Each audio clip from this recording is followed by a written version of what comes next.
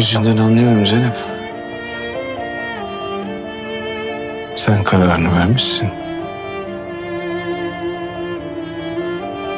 Sadece dillendirmemişsin.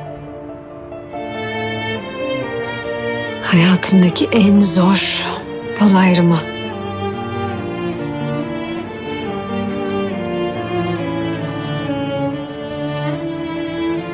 Ben senin için kolaylaştırayım onu o zaman.